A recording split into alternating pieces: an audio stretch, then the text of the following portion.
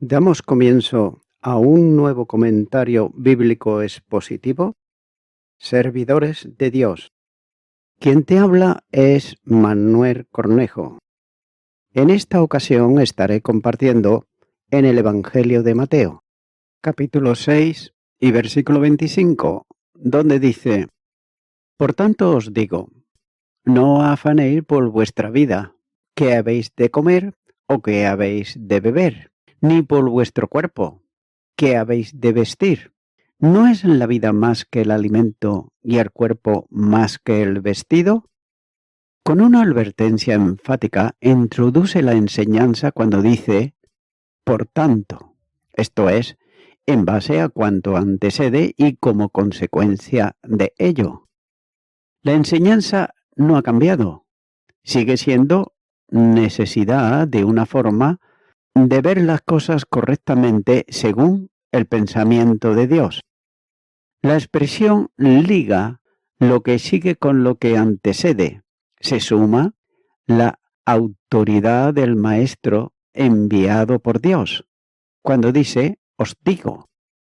Note que es una autoridad inigualable de su persona divina humano que pronuncia estas palabras, ya que quien habla no es uno de los maestros que había en Israel en aquel entonces, y es Dios mismo manifestado en carne.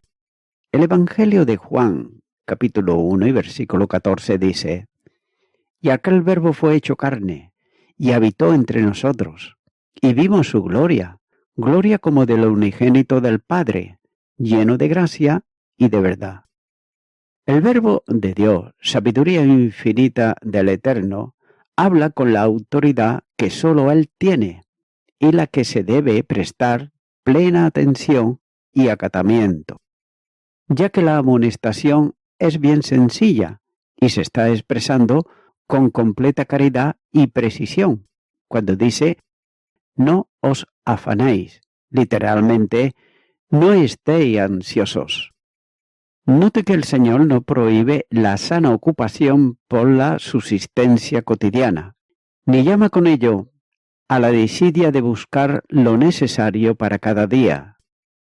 El trabajo no solamente es bueno, sino también necesario, ya que Dios mismo lo establece como un mandato para el hombre y la enseñanza apostólica lo confirma para los creyentes en la Iglesia. La primera carta a los tesalonicenses, capítulo 4 y los versículos 11 y 12 dice, y que procuréis tener tranquilidad y ocuparos en vuestros negocios y trabajar con vuestras manos de la manera que os hemos mandado, a fin de que os conduzcáis honradamente para con los de afuera y no tengáis necesidad de nada, la desidia. Es una aparente vida de fe que espera la provisión de Dios para el sustento sin procurar lo necesario para ello. No es espiritualidad, sino desorden. La segunda carta a los tesalonicenses, capítulo 3, versículo 6, dice, pero os ordenamos, hermanos, en el nombre de nuestro Señor Jesucristo, que os apartéis de todo hermano que ande desordenadamente, y no según la enseñanza que recibisteis de nosotros. Y también la segunda carta a los tesalonicenses, capítulo 3, versículo 11 y 12 dice, porque oímos que alguno de entre vosotros andan desordenadamente, no trabajando en nada, sino entremetiéndose en lo ajeno. A los tales mandamos y exhortamos por nuestro Señor Jesucristo que trabajando sosegadamente coman su propio pan. Lo que prohíbe es la preocupación ansiosa que conduce a la congoja y angustia vital. La expresión de Jesús, equivalente aún no tengáis angustia acerca de vuestra vida, el Señor está enseñando a no estar ansioso ni en inquietud pensando en el futuro. La ansiedad es el resultado de una evidencia fatal de fe. la ansiedad, priva de gozo y además produce turbación de espíritu. Es ilustrativo de esto la situación que se había producido en la vida de Marta, cuando servía en su casa, donde, viendo la tarea que había que realizar y habiendo puesto como objetivo principal llevarla a cabo, se sentía ella incapaz para acometerla sola, reclamando al Señor que exhortase a su hermana, María, para que dejase de estar escuchando y viniese a compartir con ella las tareas de la casa. Pero sin embargo Jesús dijo a Marta, Marta, Marta, afanada y turbada estás con muchas cosas. Lucas capítulo 10 y versículo 41. Note que los afanes sobre cosas temporales no solo producen inquietud, sino también turbación de espíritu, ya que el afán no cabe en la vida de quien cree en el amor y la provisión de Dios. No es posible que se inquiete nadie que diga, Jehová es mi pastor y nada me faltará. Salmo 23, versículo 1. La experiencia histórica del ciudadano de Dios con los suyos lleva a la conclusión de que nunca nadie ha visto, justo desamparado, ni su descendencia que mendigue pan. Salmo 37, versículo 25. La causa del afán que conduce a la ansiedad es la vida. Y Cristo dice, un no afanéis por vuestra vida. La vida es lo de máximo valor en la tierra. Nótese que Satanás dijo a Dios, cuando procuraba la ruina de Job, que todo lo que el hombre tiene lo dará por su vida. Job, capítulo 2, versículo 4. Pero sin embargo el creyente sabe que su vida está en las manos de Dios. Especialmente en esta dispensación de la Iglesia, donde la cruz pone de manifiesto la dávida suprema de Dios y el valor que la vida de los salvos tiene para con Dios, ya que ningún creyente debiera estar ansioso por su vida. Y el apóstol Pedro da la solución para la ansiedad personal cuando dice, echando toda ansiedad sobre Él, porque Él tiene cuidado de vosotros. Primera carta de Pedro, capítulo 5 y versículo 7. Sin embargo, Satanás procurará hacer zozobrar la esperanza cuando el cristiano esté en medio de una prueba, cuando las dificultades están surgiendo y también la pregunta, ¿por qué, Señor?, no tienen respuesta y vendrá el tentador para producir la desconfianza en la provisión y cuidado de Dios. En medio de la angustia y del conflicto intentará también distorsionar la mirada de la fe para que el creyente se olvide que las pruebas son una provisión en la permisión divina para fortalecer a sus hijos y hacer posible en ellos más grandes y altas bendiciones. Santiago, capítulo 1 y los versículos 2 al 4 dice, Hermanos míos, tened por sumo gozo cuando os halléis en diversas pruebas, sabiendo que la prueba de vuestra fe produce paciencia, mas tenga la paciencia su obra completa, para que seáis perfectos y cabales, sin que os falte cosa alguna. También es necesario considerar permanentemente que si Dios nos dio lo que de mayor valor tenía, es decir, su propio Hijo, nos dará también con él todas las cosas. Romanos capítulo 8 y versículo 32 dice, El que no escatimó ni a su propio Hijo, sino que lo entregó por todos nosotros, ¿cómo no nos dará también con él todas las cosas?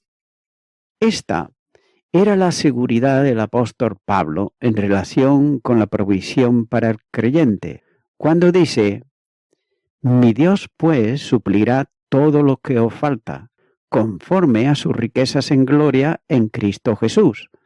Filipenses capítulo 4, versículo 19. La ansiedad olvida las promesas divinas y además hace estéril la oración, que pide al Padre del cielo la provisión del pan de cada día. Mateo, capítulo 6, versículo 11 dice: el pan nuestro de cada día, dádnoslo hoy. El Señor alude a los objetos que producen inquietud en la vida y conducen también a la angustia vital. El primero tiene que ver con la provisión de alimento y bebida, cuando dice que habéis de comer o que habéis de beber. La segunda parte de la frase, referida a la bebida, no está en los mejores manuscritos más seguros. Con todo, es una provisión que cada persona también necesita, ya que tanto el alimento como la bebida son elementos imprescindibles para el sostenimiento de la vida. Sin embargo, Dios que dio la vida dará también lo necesario para sostenerla. Buscar los medios necesarios para la subsistencia necesaria es lícito, pero angustiarse por si acaso llegan a faltar algún día es una demostración de duda sobre la bondad de Dios, quien abre su mano y da provisión para todo ser viviente. Salmo 136 y versículo 25 dice: el que da alimento a todo ser viviente, porque para siempre es su misericordia. Note que Dios no prometió abundancia, pero sí lo necesario para cada ocasión, como es la observación del salmista ya citado anteriormente, en el Salmo 37, versículo 25, donde dice: joven fui y he envejecido, y no he visto justo desamparado, ni su descendencia que mendigue pan. Además de la inquietud por el alimento, el Señor también hace alusión a la inquietud por el vestido, cuando dice: ni por vuestro cuerpo que habéis de vestir. El cuerpo es parte integrante del hombre y expresión visible de la vida. De tal manera que como habrá provisión para el mantenimiento de la vida, así también habrá lo necesario para el cuidado del cuerpo. Y este es un argumento lleno de lógica. Si hay recurso para la vida, habrá recursos para el elemento que la expresa. Ya que la vida y el cuerpo, en este sentido, es la dimensión total de la personalidad esencial, es decir, lo que incluye todo en el hombre en sí. Es una expresión complementaria y completa que abarca todos los aspectos de la vida, lo que sirve para una existencia grata. La argumentación final concluye con una pregunta retórica que sirve para hacer llevar a la comprensión de los valores más elevados y los más dependientes. ¿No es la vida más que el alimento y el cuerpo más que el vestido? La vida es más que el alimento porque éste sirve para sustentar aquella. La una y el otro proceden de Dios mismo, pero lo segundo, esto es, el alimento, está al servicio de lo superior que es la vida. Dios dio el alimento en razón de la vida, porque tanto en su propósito está dar lo segundo para sostener la vida. Note que primeramente Dios creó al hombre y le comunicó la vida. Cuando dice en Génesis capítulo 2 y versículo 7, entonces Jehová Dios formó al hombre del polvo de la tierra y sopló en su nariz aliento de vida, y fue el hombre un ser viviente. También luego dio la provisión de recursos para sostener la vida que había creado, con abundancia de comida y de bebida. Génesis capítulo 2 y los versículos 8 al 10 dice: y Jehová Dios plantó un huerto en Edén, al oriente, y puso allí al hombre que había formado. Y Jehová Dios hizo nacer de la tierra todo árbol delicioso a la vista, y bueno para comer, también el árbol de la vida en medio del huerto y el árbol de la ciencia del bien y del mal. Y salía de Edén un río para regar el huerto, y de allí se repartía en 4 brazos. No cabe duda que el hombre tiene que trabajar para conseguir lo necesario para el sostenimiento cotidiano conforme a lo que Dios ha determinado. Pero nunca debe de llenar de preocupación que en algún momento se detenga la provisión y se quebrante la vida. Ya que Dios ha provisto y dado la vida, dará también el modo para que esta vida prosiga. Sin duda, no se trata aquí de cómo lo hará, simplemente se afirma que lo hará. La segunda relación del principal al secundario o del primario y dependiente está en relación con el cuerpo y el vestido.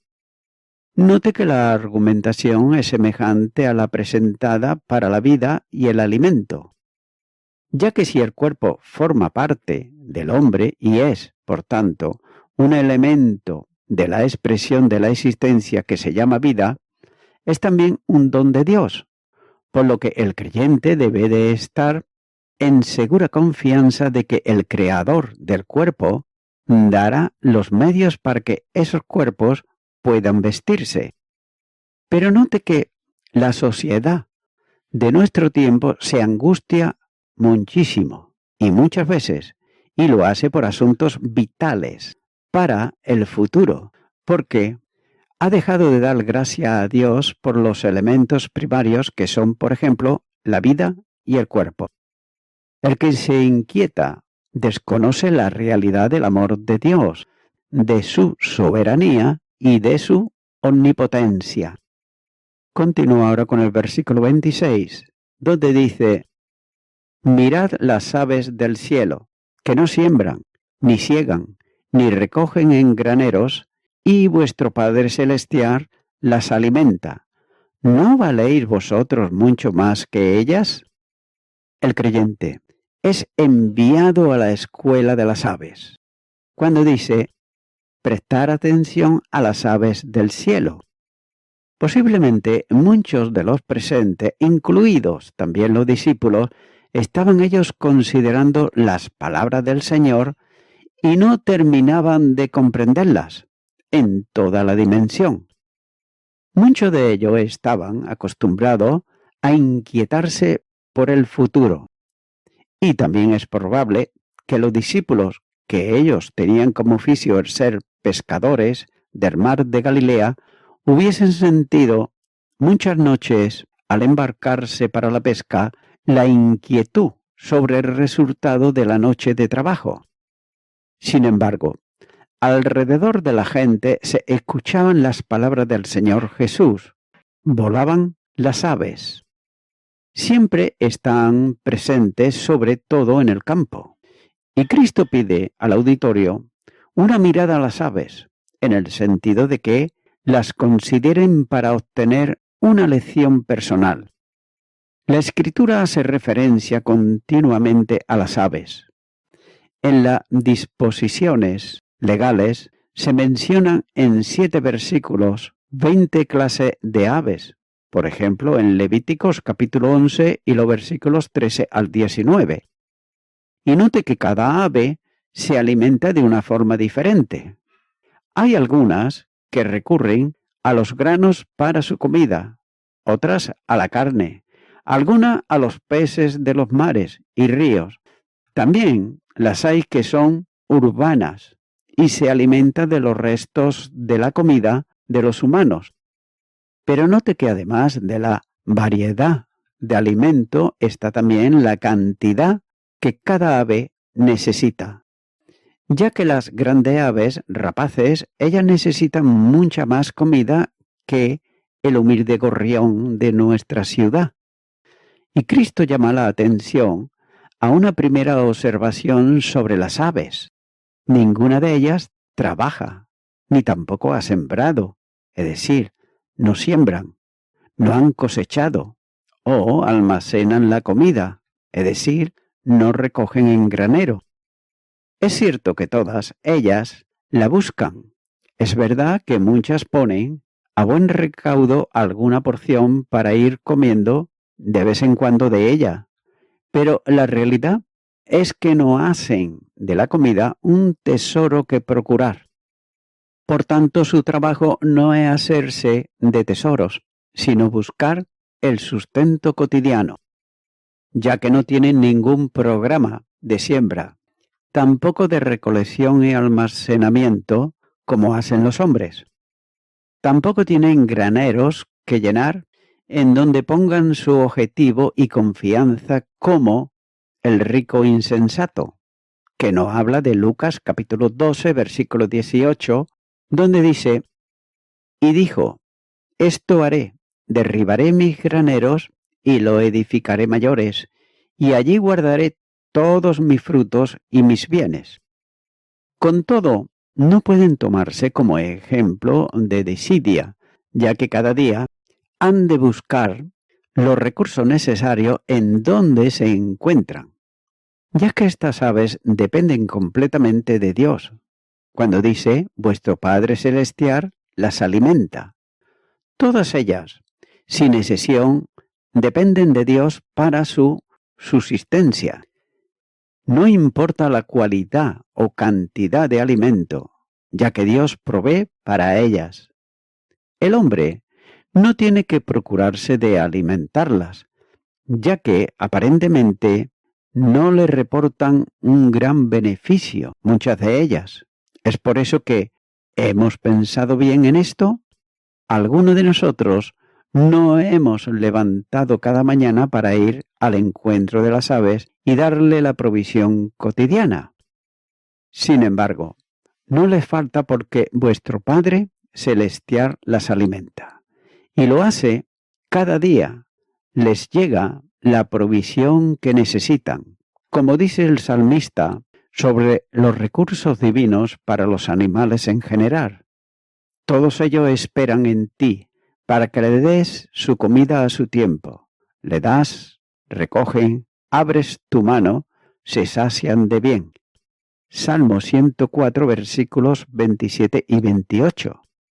Es cierto que muchas veces la mano de Dios, como símbolo de bendición y abundancia, se abre más o menos generosamente. No cabe duda que en ocasiones también hay escasez, pero siempre hay lo necesario para cada momento.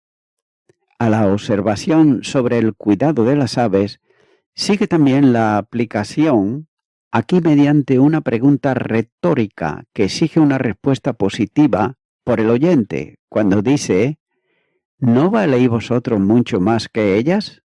Sin duda, alguna hay un valor mucho mayor en los hombres que las aves, ya que estas son criaturas de Dios, pero sin embargo los creyentes son sus hijos. A todo aquel que cree en Dios, le otorga el derecho de ser hecho su hijo. Juan, capítulo 1, versículo 12 dice, mas a todos los que le recibieron, a los que creen en su nombre, le dio potestad de ser hechos hijos de Dios. El cristiano ha recibido el espíritu de adopción que lo lleva a clamar a Dios desde la dimensión de un hijo a su padre. Romanos capítulo 8 versículo 15 dice, pues no habéis recibido el espíritu de esclavitud para estar otra vez en temor, sino que habéis recibido el espíritu de adopción, por el cual clamamos, Abba, Padre. Dios ha adoptado a todo creyente en esta dispensación como hijo suyo en Cristo Jesús. Gálatas, capítulo 4 y versículo 4 dice, pero cuando vino el cumplimiento del tiempo, Dios envió a su Hijo nacido de mujer y nacido bajo la ley. Así pues, cada uno de los salvos son, en este tiempo, miembros de la casa y familia de Dios. Efesios capítulo 2 y versículo 20. Las aves son valiosas como creación de Dios, pero el creyente es más valioso porque a la condición de criatura se une la de redimido al precio de sangre del Hijo de Dios. La primera carta de Pedro, capítulo 1, y los versículos 18 al 20, dice: sabiendo que fuisteis rescatados de vuestra vana manera de vivir, la cual recibisteis de vuestros padres, no con cosas corruptibles como oro o plata, sino con la sangre preciosa de Cristo, como de un cordero sin mancha y sin contaminación, ya destinado desde antes de la fundación del mundo, pero manifestado en los postreros tiempos por amor de vosotros. Por tanto, si Dios hace provisión para las aves, mucho más lo hará para quienes son de más estima ante sus ojos. Una comprensión clara de esta verdad sería suficiente para eliminar toda ansiedad y llenar cada momento de la vida de perfecta y confiada paz.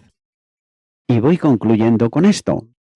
Si confiamos en Dios y no en las riquezas, no nos preocuparemos por las necesidades de esta vida. Preocuparse por estas cosas es pecado porque expresa duda de que Dios hará lo que claramente ha prometido. No obstante, con frecuencia nos preocupamos por debilidad de nuestra carne. Pero aquí Jesús nos dice cómo tratar con nuestros afanes. Primero dice que no nos preocupemos por la vida, la comida, la bebida o el vestido. Amigo y amiga oyente, el hombre suele preocuparse, y cuando digo el hombre, digo también la mujer.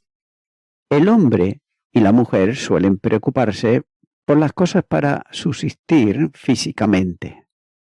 Sin embargo, lo más importante que debemos de preocuparnos son por las cosas espirituales, por las cosas eternas, por las cosas que perduran. Y una de las cosas que perduran y perdurarán siempre es cuando una persona toma la decisión en su vida de aceptar a Cristo en su corazón como su único y suficiente Salvador. Es por ello que, mi amigo, mi amiga oyente, si nunca antes le has invitado a Jesucristo el Salvador, tú, personalmente, que venga a tu vida, ahora es el momento que lo puedes hacer. De manera que te invito a que así lo hagas y que ores esta oración que voy a hacer en el nombre de Jesús. Repite conmigo y di: Señor Jesucristo, vengo ante ti porque hasta este momento me he preocupado por la comida, por la bebida, por el vestido, por las posiciones en la tierra, pero todo ello pasará. Ahora quiero enfocar mi mirada y mi corazón en las cosas eternas y vengo ante ti pidiéndote perdón por todos mis pecados, de los cuales me arrepiento. Te abro mi corazón y te recibo a ti, Señor Jesucristo, como mi Salvador. En tu nombre, amén. Amigo y amiga oyente, si tú has hecho esta oración de corazón, te recomiendo que comiences a orar a Dios, en primer lugar, en el nombre del Señor Jesucristo. Orar a Dios no es rezar, sino que es hablar con una persona. También te recomiendo que leas la palabra de Dios y lo hagas a diario. Comienza, por ejemplo, con el Nuevo Testamento. Y también, por último, te recomiendo que para que puedas crecer espiritualmente, te congregues en una iglesia cristiano-evangélica, donde se predique, se enseñe y se practique la sana doctrina y la palabra de Dios. Congrégate ahí y con el tiempo podrás crecer espiritualmente y también servir al Señor Jesucristo. Que Dios te bendiga. Y a toda la audiencia, nuevamente ya me estoy despidiendo de todos ustedes y será hasta el próximo programa. Que Dios os bendiga a todos.